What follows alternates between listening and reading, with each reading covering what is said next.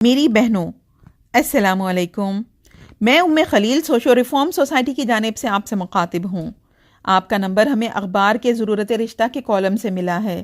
اس کے علاوہ بھی دیگر وہ تمام بہنیں جو اپنے بچوں کے لیے اچھے رشتے تلاش کر رہی ہیں، آپ تمام کی خدمت میں ایک ریکویسٹ لے کر حاضر ہوئی ہوں۔ اللہ تعالیٰ آپ کو بہترین بہویں یا دامادوں سے نوازے، آمین۔ بہنوں، آپ کو ڈائریکٹ مخاطب کرنے کا اصل ریزن یہ ہے کہ گھروں میں دوسرے معاملات تو شاید مردوں کے ہاتھ میں ہوتے ہوں گے، لیکن شادی بیاہ کے سارے معاملات عورتوں کے ہاتھ میں ہوتے ہیں۔ بڑے بڑے مرد حضرات جو باہر تو جہیز اور کھانوں پر خوب تنقیدیں کرتے ہیں، گھر میں آ کر بیوی یا ماں بیٹی کے ہاتھوں سرنڈر ہو جاتے ہیں۔ میری بہنوں، میری تلخ کلامی کو معاف کرنا، آج حقیقت میں دیکھا جائے تو عورت ہی عورت کی دشمن ہے۔ اس پر سسرال میں جو بھی ظلم ہوا تھا اس کا بدلہ وہ آنے والی بہو اور اس کے ماں باپ سے لیتی ہے۔ کتنی ہماری بہنیں ایسی ہیں جو کل تک کویلو کے گھروں میں غربت کی زندگی گزارتی تھیں۔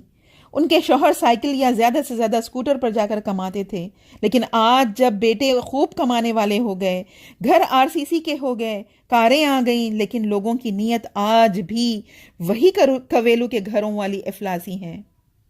اللہ نے اتنا سب کچھ دیا، لیکن پھر بھی اس پر نظر کہ کس کی بہو کتنا لاتی ہے۔ حتیٰ کہ 70 سے 80 سال کی بزرگ خواتین بھی آخرت کی فکر کم کرتی ہیں اور جہیز اور کھانوں کا چرچے زیادہ کرتی ہیں۔ میری بہنوں، اپنے بیٹوں کو مرد بنائیے، انہیں خود کما کر مہر ادا کرنے والا بنائیے۔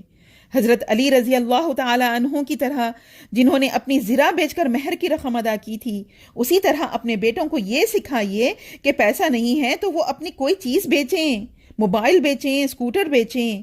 پلیز ان کو سسرال کے پلنگ، فرنیچر، کار یا بائک لینے والا مت بنائیے۔ یہ بھیک ہے۔ بھیک چاہے کوئی مانگ کر لے، چاہے رسم و رواج کے نام پر لے، چاہے لڑکی والوں کے اصرار پر لے، بھیک تو بھیک ہی ہے۔ میری بہنوں، اپنے بیٹوں کو بھکاری مت بنائیے، انہیں خودداری سکھائیے۔ ایک بات اور، یہ مت سمجھیے کہ صرف لڑکے والے ہی مجرم ہیں۔ خود لڑکیوں کی مائیں کم فتنہ نہیں ہوتی۔ وہ یہ نہیں دیکھنا چاہتی کہ ہمارے نبی صلی اللہ علیہ وسلم کی بیٹیاں کیسے فدا ہوئی۔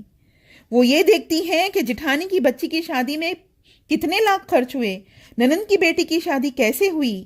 لڑکے والے اگر جہیز اور کھانے سے منع بھی کریں تو بیٹی کی شان کی خاطر وہ شوہر اور بیٹوں کو کنگال کر ڈالتی ہیں۔ بیچارے بیٹے منہ دیکھتے رہ جاتے ہیں۔ سب کچھ لڑکی کی شادی پر خرچ کر دیا جاتا ہے اور یہ لڑکے بجائے بزنس مین بننے کے معمولی کام کرنے پر مجبور ہو جاتے ہیں۔ اور افسوس کی بات تو یہ ہے کہ یہ بیٹے جب خود اپنی شادی کرتے ہیں تو کسی اور کے گھر کو اسی طرح کنگال کر ڈالتے ہیں جس طرح ایک بہنوئی نے ان کے گھر کو کنگال کر ڈالا۔ اس طرح یہ وشیس سائیکل چلتا رہتا ہے اور پوری سوسائٹی غربت اور افلاس، قرضے اور سود کی شکار ہو جاتی ہے۔ بس اتنا یاد رکھیے کہ ہمارے نبی صلی اللہ علیہ وسلم نے اس شادی کو بہترین شادی قرار دیا جو سب سے آسان اور کم خرچ میں ہو۔ اس کا مطلب یہ ہوا کہ وہ شادیاں سب سے بدترین شادیاں ہیں جن میں زیادہ سے زیادہ خرچ کیا جائے، اور اس کا عذاب تو یقیناً آنا ہی ہے جو ہماری قوم پر افلاس کی شکل میں آ چکا ہے۔ میری بہنوں، آج کے دور میں شادیوں کو مکمل سنت کے مطابق کرنے سے زیادہ اہم سنت کوئی اور سنت ہو ہی نہیں سکتی۔ یہ آج کا سب سے بڑا جہاد ہے۔ شادی خانے لے کر منگنی کا کھانا، سانچک کا کھانا، رخصتی کا کھانا اور پھر جہیز، پھر پہلی زچگی کا خرچہ، یہ سب لڑکی والوں سے لینا یہ حرام ہے، کیونکہ یہ رشوت ہے، یہ بھیک ہے، یہ ظلم ہے، یہ بدعات ہے، یہ اسراف ہے، یہ تبذیر ہے، یہ فتنہ ہے، یہ مشرکوں کی نقل ہے، یہ وراثت کے حصوں میں ڈاکہ ہے، یہ لڑکیوں کا سوشل بلیک میل ہے، یہ لڑکیوں کے والدین کا ایموشنل بلیک میل ہے۔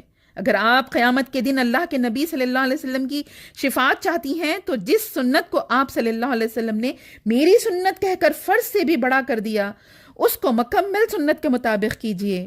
اللہ کے نبی صلی اللہ علیہ وسلم اور صحابہ رضی اللہ تعالی عنہما کا طریقہ یہ ہے کہ مسجد میں نکاح ہو، نقد مہر ادا کیا جائے اور اپنے قریبی لوگوں کو ولیمہ کا کھانا کھلا دیا جائے۔ بارات کو جمع کرنا اسلام کا نہیں، مشرکوں کا طریقہ ہے، گھروں میں برکت لاکھوں کا مال لانے والی بہو یا لاکھوں کمانے والا داماد سے نہیں آتی، بلکہ برکت صرف اور صرف اللہ کے نبی صلی اللہ علیہ وسلم کے بتائے ہوئے طریقے پر گھر بسانے سے آتی ہے، ورنہ گھر جڑتے نہیں، ٹوٹ جاتے ہیں۔ اب فیصلہ آپ کے ہاتھ میں ہے۔ اتنا سب کچھ معلوم ہو جانے کے بعد بھی لوگ کیا کہیں گے کہ خوف سے وہی نافرمانی آپ بھی کیجئے جو سبھی کر رہے ہیں، یا پھر اللہ اور اس کے رسول صلی اللہ علیہ وسلم کے طریقے کو زندہ کر کے نہ صرف اپنی آخرت بچائیے بلکہ قوم کی غربت و افلاس کو ختم کرنے میں مدد کیجئے۔ اور آخری بات بہنوں، جو مہنگی مہنگی شادیاں ہو رہی ہیں یہ ساری ابو جہل اور ابو لہب کی شادیاں ہیں۔ ان لوگوں کو قرآن نے شیطان کے بھائی کہا ہے جو نئی نئی رسمیں ایجاد کر کے خوب خرچ کرتے ہیں۔ ان کی شادیوں کو اٹینڈ کرنا شیطان کے بھائیوں اور بہنوں کی ہمت افزائی کرنا ہے۔ اب رہے یہ سوالات کہ یہ بائیکاٹ کس طرح کیا جائے۔ کیا شریعت یہ بائیکاٹ کرنے کی اجازت دیتی ہے؟ ایسے کئی سوالات کے جوابات اہل سنت والجماعت، دیوبندی، بریلوی اور شیعہ علماء کی آراء کی روشنی میں کتابوں، ویڈیو اور آڈیو کی شکل میں ہمارے ویب سائٹ، فیس بک اور یوٹیوب پر موجود ہے۔ پلیز آپ سے ریکویسٹ ہے کہ نہ صرف غور کیجیے بلکہ اس سوشل ریفارم سوسائٹی کے مشن کے ساتھ جڑ جائیے۔ میری بہنوں، جس دن ہم عورتوں نے یہ فیصلہ کر لیا کہ منگنی، جہیز اور کھانوں کی لعنت ہم نے ختم کرنی ہے تو کوئی مرد ہمارا راستہ نہیں روک سکتا انشاءاللہ تعالی۔ وآخر الدعوانا ان الحمد للہ رب العالمین۔